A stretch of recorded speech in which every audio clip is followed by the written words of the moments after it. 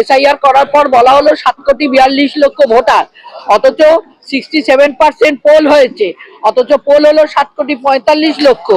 তা এই চুরিবিদ্যাকে কে কোত্থেকে ধরবে? এ তো পুকুর চুরি মাছ চুরি নয়, এত তো স্বর্গরাজ্য চুরি করে ফেলছে এরা। তা যতই রাহুল গান্ধী চিৎকার করুক না, কিন্তু চোরেদের ধরার জন্য সে পুলিশ কই, দারোগা কই? কারণ ইলেকশন কমিশন নিজেই চোরে পরিণত হয়েছে, তাদের হাতে তামাক খেতে। এখানে কি বলবো থেকে, মানে সততা তো ডুবে কবে মরে গেছে ভারতবর্ষ থেকে, 2014 সালের পর থেকে বোধহয় সততা মরে গেছে, মূল্যবোধও চলে গেছে। তার কি আর হবে? যতই খুঁজে পেতে চাই না কেন, কান্নাকাটি করি না কেন, তাদেরকে তো আর পাওয়া যাবে না। যতক্ষণ না মানুষ সচেতন হবে, এদেরকে ছুঁড়ে ফেলে দেবে।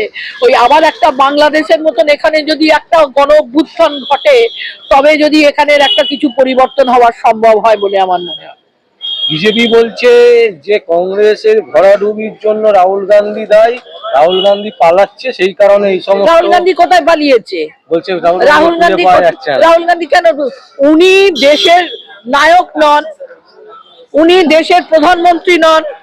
তা উনি বিরোধী দলনেতা, যতক্ষণ বিরোধী দলনেতার কাজ উনি নিশ্চয়ই ঠিকঠাক করেন। হ্যাঁ, একটা কংগ্রেস দলের উনি সভাপতিও নন। তা ওনার যেটুকু কাজ উনি নিশ্চয়ই করেছেন, তার ব্যক্তিগত কাজে উনি যাবেন না? প্রধানমন্ত্রী কেন এখানে ভোট চলাকালীন ভুটান গিয়ে ঘুরে এলো, সে কথাটা আগে বলুন। এদিক ওদিক কেন সেখানে তিনি ঘুরতে যাচ্ছিলেন? কতটা ভারতবর্ষের উপকারের জন্য যাচ্ছে জানি না, গোটা পৃথিবীতে তো ওনার ঘোরা হয়ে গেল ভারতবাসীর পয়সায়। একটা চাওয়ালা, কি সুন্দর ভারতবর্ষের গণতন্ত্র আছে বলেই এটা সম্ভব হয়েছে। একটা চাওয়ালা ভারতবাসীর পয়সায়, ভারতবাসীর মাথার ওপর দাঁড়িয়ে একদম সারা পৃথিবী ঘুরে ফেললো। পৃথিবী ঘুরছে, পৃথিবীর বিভিন্ন রকমের জ্ঞান তিনি ভীষণ জ্ঞান নিয়ে চুরির জ্ঞানটা বেশি করে নিয়েছেন, যার জন্য কি সুন্দর সায়েন্টিফিক ভাবে চুরিগুলো করে ফেললেন ইলেকশন কমিশনকে হাতে নিয়ে। এই তো হচ্ছে ব্যাপার। বিহারের মানুষ ভোট দিতে চেয়েছিল, ভোটও দিয়েছিল।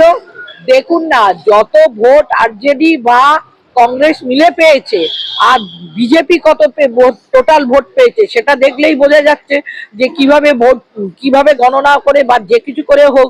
এবং সব থেকে বড় কথা, টোটাল এসআইআর করার পর যে সংখ্যাটা দিয়েছিল